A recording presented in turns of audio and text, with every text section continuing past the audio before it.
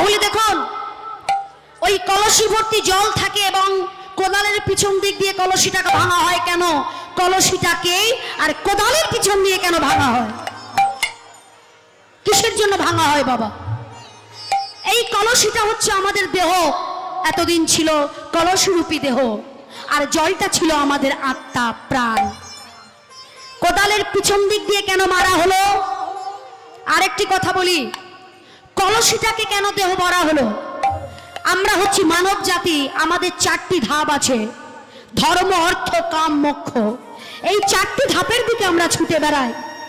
যখন কুমোর অর্থাৎ পালেরা এই কলসিটাকে বানিয়েছিল, চারটি বস্তু দিয়ে প্রস্তুত করেছিল বাবা কলসিটা। কলসিটা করতে কি কি বস্তু লেগেছিল? মাটি, মাটির পরে লেগেছিল জল, জলের পরে কি করলেন? সরাসরি রৌদ্রের তাপ দিলেন না, কারণ মাটি ফেটে যাবে, তাই তাকে বায়ু দেওয়া হলো, অর্থাৎ কলসিটা হাওয়াতে দেওয়া হলো। তারপর কি হলো? তাকে অগ্নিতে পোড়ানো হলো। তাহলে মাটি, জল, বায়ু আর অগ্নি লেগেছিল। তাই বললেন মানুষ চারি ধাপের দিকে চলে যায়, ধর্ম, অর্থ, কাম, মোক্ষ।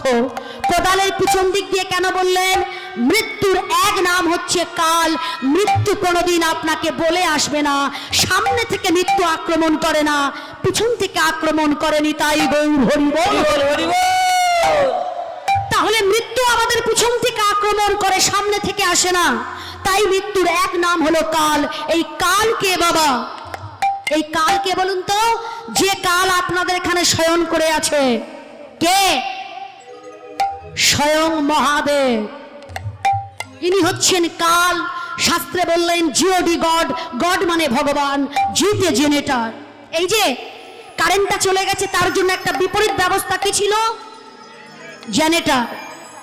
কিন্তু বাবা জেনারেটরটাও বাস্ট হয়ে গেছে, কারেন্টটাও চলে গেছে, কি হবে এখানে? কি হবে? তুফান। তাহলে দেখুন কারেন্ট চলে গেছে, জেনারেটর বাস্ট হয়ে গেছে, কি হবে? এখানে একটা প্রলয় কাণ্ড সৃষ্টি হবে। এই প্রলয় কর্তা হলেন মহাদেব। নিতাই গৌর হরি বল, হরি বল। ইনি সেকেন্ডের মধ্যে পৃথিবীটা প্রলয় করে দিতে পারে। GOD god. ওতে কি বললেন? অপারেটর ম্যান, যার অঙ্গুলি হেলনে সারা বিশ্ব পরিচালিত হয়।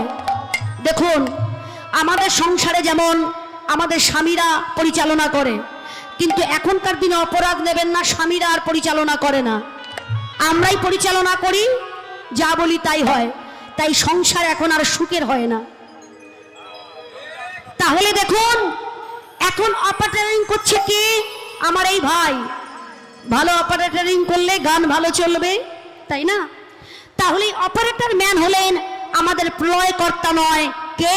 না মহাবিষ্ণু, অপারেটর ম্যান। তাহলে জিওডি, ডিতে কি বললেন? ডিস্ট্রয়ার, যিনি পৃথিবীতে সেকেন্ডের মধ্যে কোটির থেকে বেশি মানুষকে সৃষ্টি করতে পারেন, সেই সৃষ্টিকর্তা স্বয়ং ব্রহ্মা। নিতাই গৌর হরি বল, হরি বল, হরি বল। দেখুন এই সৃষ্টিকর্তা বাবা কাজ করে আমাদের মধ্যে। আমাদের যখন সন্তান আসবে, সন্তান হবে কৃষ্ণ ভক্ত সন্তান হবে। ওই যে বলেছিলাম, সকালে বলেছি, মাটি যদি ভালো না হয় ফসল ভালো হবে না। ওই ব্রহ্ম বীজ থাকে পিতার ব্রহ্ম তালুতে, সন্তানের বীজ থাকে পিতার ব্রহ্ম তালুতে। পিতার দায়িত্ব মাটিতে বীজ রোপণ করে দেওয়া বাবা, কিন্তু মায়ের দায়িত্ব মাটিটাকে উর্বর শক্তি বাড়িয়ে কৃষ্ণ ভক্ত সন্তান গর্ভে আনার দায়িত্ব মায়ের। বাবা বীজ রোপণ করে দিল, কিন্তু মাটি যদি ভালো না হয় ফসল ভালো হবে না।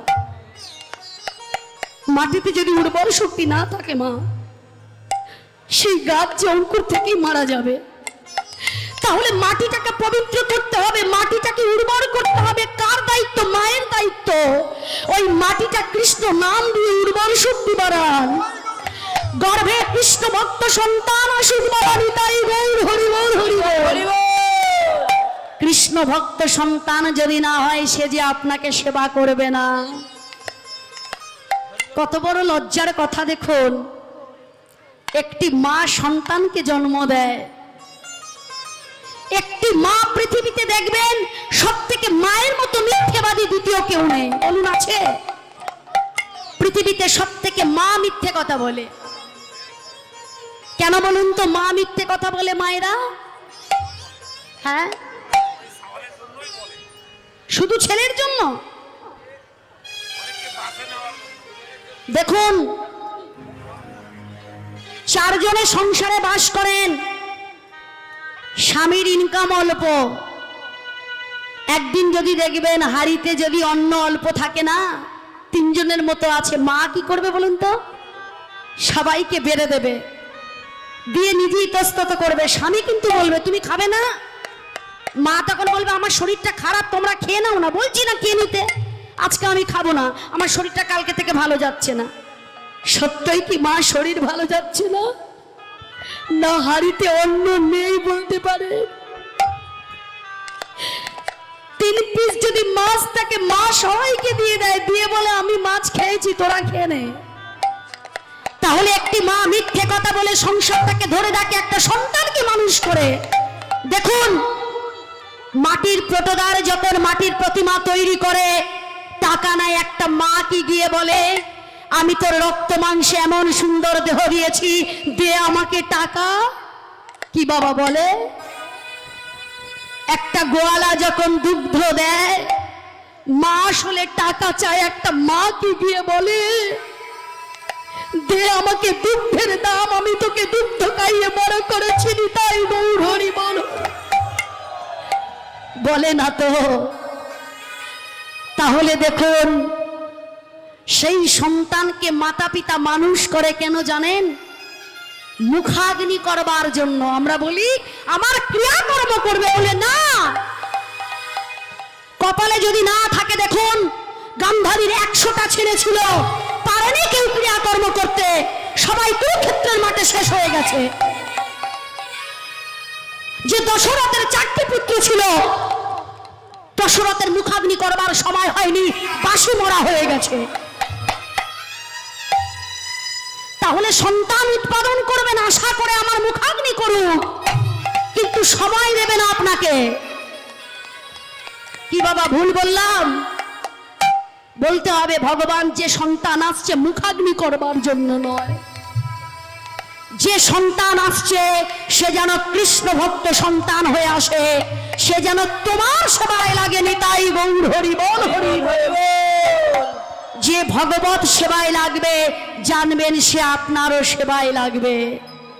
যে ভগবত সেবায় লাগবে না, সে যে আপনারও সেবায় লাগবে না। মা দেখুন, সন্তানকে মানুষ করুন, ভক্ত তৈরি করুন। কলেজে পড়লে শিক্ষিত হলে সন্তান হবে না মানুষ।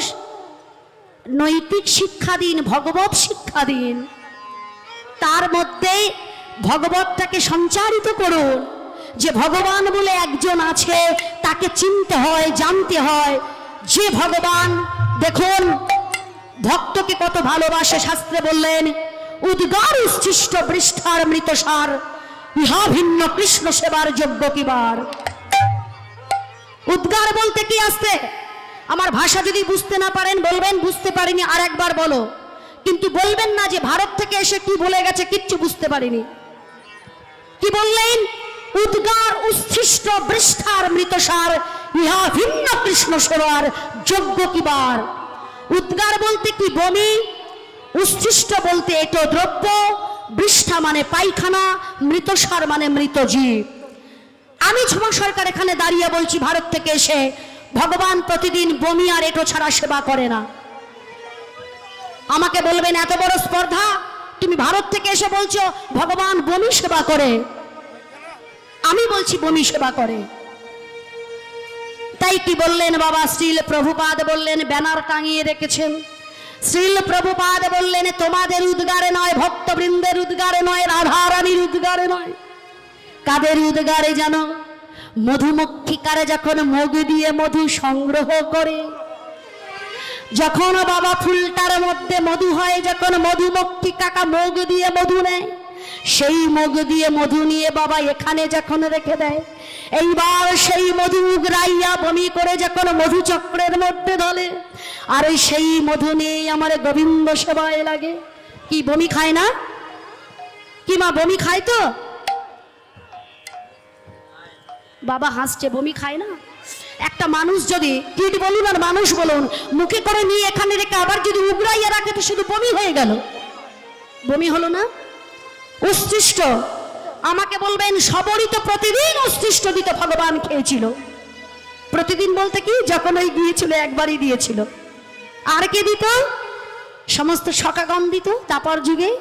কিন্তু আমি বলবো ভগবান এখনো পর্যন্ত উচ্ছিষ্ট খায়, এখনো পর্যন্ত খায়। মা জেনে রাখুন, অবল সবল সাধনা বালা আপনারা জেনে রাখুন কিছু কিছু কথা। এখনো পর্যন্ত ভগবান উচ্ছিষ্ট খায়। গোয়ালা যখন দুগ্ধ দহন করে আগে তার গোবৎসকে ছেড়ে দেয়, সেই গোবৎস দুগ্ধ খেলে দুগ্ধ এলে তবেই বাবা গোয়ালা দহন করে। আর সেই দুগ্ধ দিয়ে ক্ষীর সর ছানা মাখন তৈরি হয়, তাই নিয়ে গোবিন্দ সেবায় লাগেনি। তাই গৌর হরি বল হরি বল হরি বল। বৃষ্ঠা দেখবেন কোন শুভ কর্ম করলে পুরোহিত বলে পুরুষ গোবৎসের গোময় লাগবে, তবেই যজ্ঞ করা যাবে। আর মৃতসার কি? মৃতসার এমন একটা বস্তু, আমার গোবিন্দ পূজা কেন, এই মৃতসার না হলে কোনো দেবদেবীর পূজা সমর্পণ হয় না। কে না শঙ্খধ্বনি না করলে। নিতাই গৌর হরি বল হরি বল। দেখুন এই দেহটার কোনো দাম নেই, আজ আছে কাল থাকবে না। তাই চলুন সবাই মিলে হাত তুলুন আমার সঙ্গে, সবাই তুলুন হাত, সবাই মিলে বলবো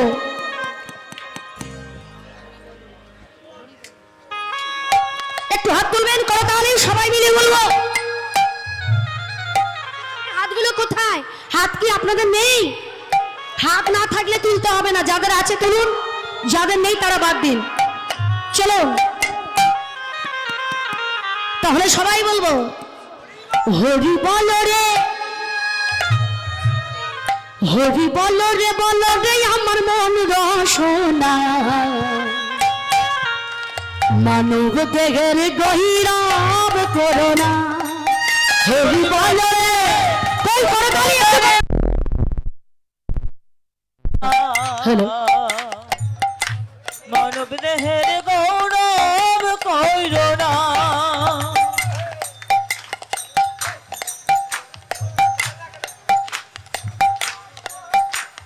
হ্যালো হ্যালো ঠিক হ্যালো, জয় রাধে শ্যাম, জয় রাধে, হরে কৃষ্ণ।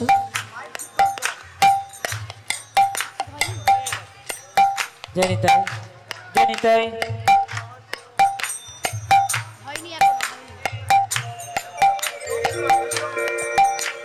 বাবা দেখুন একটা দাদারা গাচ্ছে, আপনারাও গাইবেন তো? সবাই বলবেন জানিতাই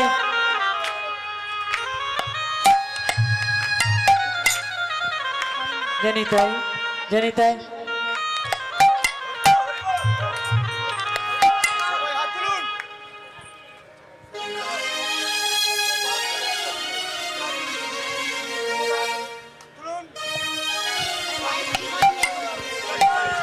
চলুন সবাই মিলে বলবো, তুলুন হাত। হরি বল রে, হরি বল রে, বল রে আমার মন রসনা, মানব দেহের গহিরাব করোনা। হরি বল রে, হরি বল রে, বল রে আমার মন রসনা, মানব দেহের গৌরব করোনা।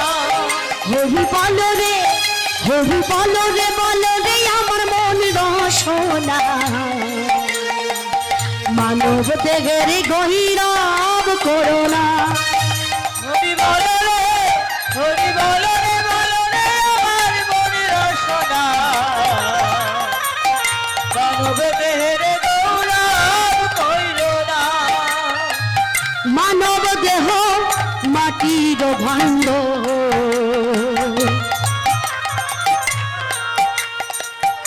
অমলে যে হয় খণ্ড খণ্ড রে, আজ মানব দেহ মাটির ভাণ্ড,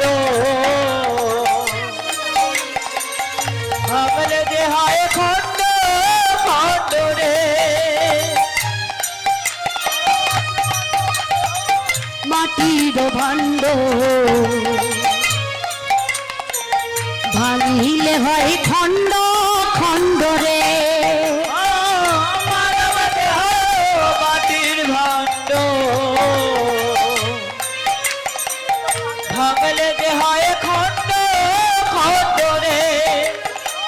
সময় থাকিতে দুবাহু তুলিয়া সময় থাকিতে দুবাহু তুলিয়া সময় থাকিতে দুবাহু তুলিয়া সময়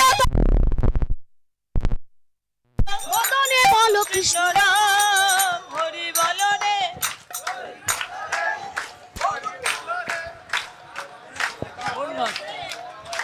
জানি তাই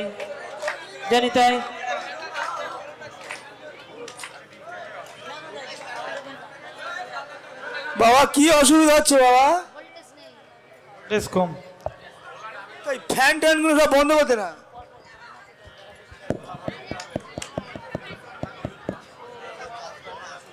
हेलो हेलो चिक हेलो जय राधे श्याम जय राधे हरे कृष्णा हरि बोल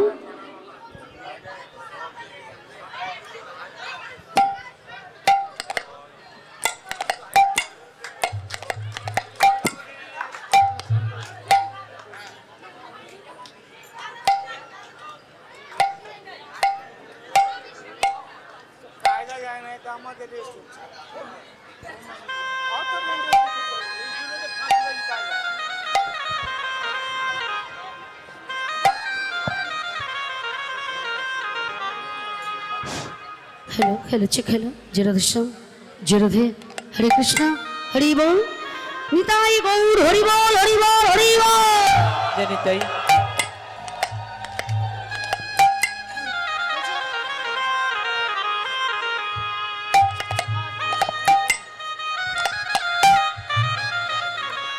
সময় থাকিতে দুবাহু তুলিয়া সময় থাকিতে দুবাহু তুলিয়া বদনে বলো কৃষ্ণ নাম হরি বলো রে আমার মন রসনা মানব দেহের গৈরব করোনা হরি বলো রে আমার মনে রসনা মানব দেহের গৌরব কইর না মানব দেহ মাটির ভাণ্ড ভাঙিলে হয় খণ্ড খণ্ড রে মানব দেহ মাটির ভাণ্ড ভাঙলে যে হয় খণ্ড খণ্ড রে দাদা করছে মানব দেহ মাটির ভাণ্ড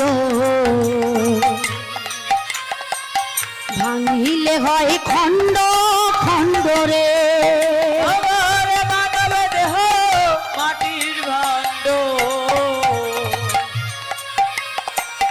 ভাঙলে যে হয় খণ্ড খণ্ড রে সময় থাকিতে দুবাহু তুলিয়া সময় থাকিতে দুবাহু তুলিয়া বদনে বলো কৃষ্ণ নাম হরি বলো রে আমার মন রসনা মানব দেহের গৈরব করোনা হরি বলো রে আমার মনের রসনা মানব দেহের গৌরব কইর না মানব দেহ পদ্ম পাতার জল দিবানিশি করে তলমা আজ মানব দেহ পদ্ম পাতার দিবানিশি করে টলমা মানব দেহ পদ্ম পাতার দিবানিশি করে তলমা মানব দেহ পদ্ম পাতার দিবানিশি করে টলমা সময় থাকিতে দুবাহু তুলিয়া সময় থাকিতে দুবাহু তুলিয়া সময় থাকিতে দুবাহু তুলিয়া সময় থাকিতে দুবাহু তুলিয়া বদনে বলো কৃষ্ণ নাম হরি বলো রে নিতাই গৌর হরি হরি বল মানব দেহের গৌরব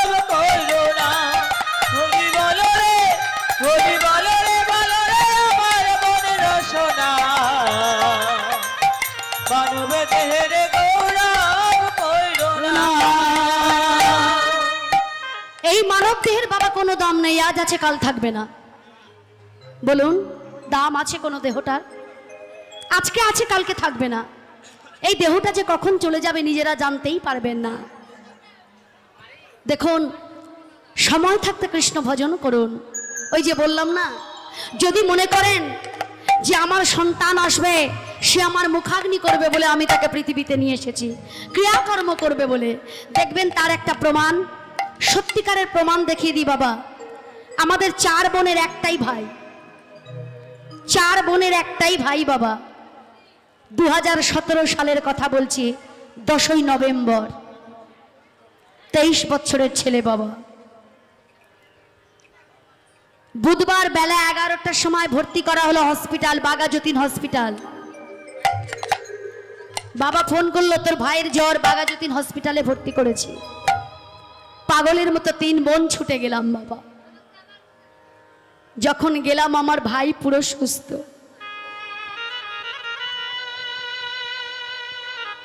যেদিন আমরা দেখতে গেলাম আমার ভাই পুরো সুস্থ। আমার ভাই আমাদেরকে দেখে বললো, দেখ দিদি একটুখানি জ্বর এসেছে, বাবা হসপিটালে ভর্তি করেছে, আমাকে বাড়ি নিয়ে চ। বিধির কেমন লিখন দেখুন, তার পরের দিনকেই আমার আর এক দিদির ছেলের জন্মদিন। ভাই বলল, আমি জন্মদিন বাড়ি যাব না, তোরা এসেছিস তো যাবার জন্য।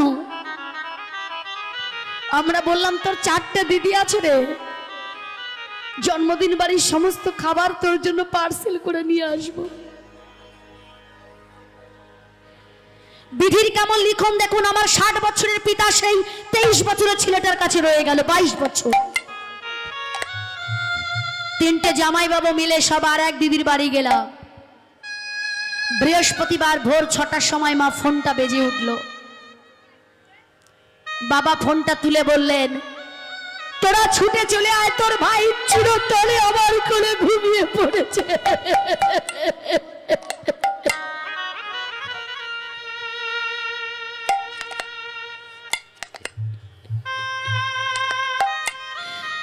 তোরা ছুটে আয়, তোর ভাই যে আর নেই, আমাদের আগে জন্মদিন বাড়িতে চলে গেছে বাবা। আচ্ছা বলুন তো বাবা, আমরা তো 4 বোন ছিলাম, ভগবান কি একজনকে নিতে পারেনি? ভগবান একজনকে নিতে কেন আমার সেই ছোট্ট ফুলের মতো 22 বছরের ভাইটাকে দেখতে পেল ভগবান? আমার বাবা আমাকে বলে, তুই তো কীর্তন করিস, বলতে পারিস, কেন আমার একটাই সন্তান কেন আমি হারালাম? কাকে নিয়ে অহংকার করবেন? দেখুন, সামান্য একটা মশার কামড়ে আমার ভাইয়ের জীবনটা শেষ হয়ে গেল। কলকাতায় তখন সর্বপ্রথম ডেঙ্গু আক্রমণ করেছিল বাবা, আমার ভাইয়ের তখন ডেঙ্গু হয়েছিল, আমরা বুঝতে পারিনি। আমার বাবা যখন বলে, আমি কি বলি জানেন?